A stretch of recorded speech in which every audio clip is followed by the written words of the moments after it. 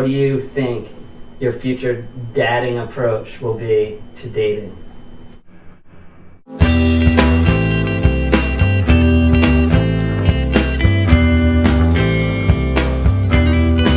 What's up? This is Don from Adeline's Daddy. I'm here with Kevin, and we're chatting and having some tea. I know you have the design business, Iron, and I was wondering if you have any insight into balancing having your own business, and I guess, your own design business and being a dad.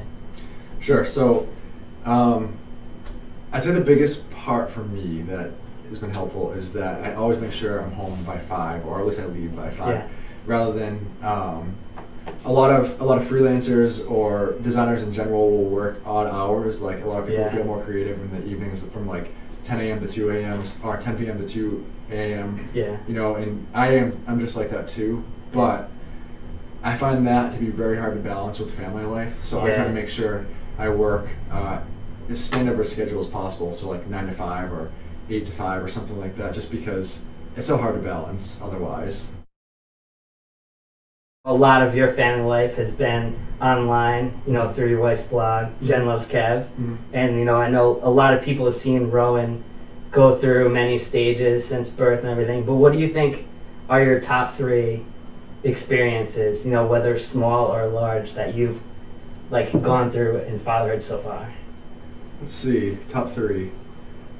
Or just 3 notable. I know, you may say top 3, and then all of a sudden, I forgot this. I'll say this. And I like to say this when talking parenting and babies in general. I'll say that the first 3 to 4 months were very difficult for me, adjusting, and that was probably partly because that's when my business was starting. So it was balancing becoming a new dad with being a new business owner too, and so the first 3 months were really hard. So I can't say a distinct moment, but for whatever reason, after 4 months or whatever, maybe the business thing evened out, I don't know, but something in that 4-month area I started to really enjoy. Yeah. The relationship that I was building with Rowan and the lifestyle that we were creating at home. So something about that was really great. Making that transition from an uncomfortable dad, not really knowing what to do or what to expect or why this baby's crying, to a dad who has a little bit more of a bond and expects certain things to happen and how to control them and adapt to them. It's really hard to pinpoint moments for me because everything sort of progresses in this from A to Z. It's like this happened as a whole. It's totally linear or something? Yeah, exactly. And I can say, I really enjoyed when watching her learn to walk was really exciting, and I'd come home and I'd create these little obstacle courses for her to get her to take the next step, and that was really exciting for me because that was something that was very tangible for me to be able to work on and bond with her. So the other thing that I've enjoyed, again, it's not a particular moment, but just socializing her in general, bringing her to places like the mall or out to eat or something like that. I've really liked watching her interact with other people while I'm there, and I always want to encourage her to be social because I like being so social.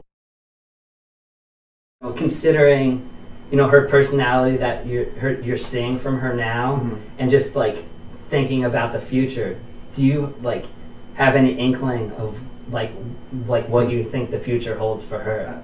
It's hard for a kid not to be somewhat defined by their parents, and because we're both so artistic, I don't think she'll be able to escape that. And when we music's slightly different. Music's still art, but it's slightly different. But Jen and I are both really into music too, and I know that when we bring her to the toy store, when we walk by the music section of the little toy pins and stuff like that, she goes nuts and she loves that stuff. That's awesome. And we have little a little piano for her, and we have all sorts of little baby instruments, and she loves playing with those. And then whenever I break my guitar out to play, she's right there with me. Yeah. And I think you've told me Addie. Yeah, I think this I have a similar overall idea of it for Addie too. I mean, we're right on the same page. She's right around Rach and I, and our artistic inklings.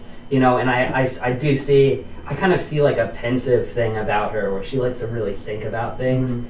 So I'm kind of hoping that if she gets into you know, the route of, you know, being creative, artistic, music, that it will include that thinking aspect.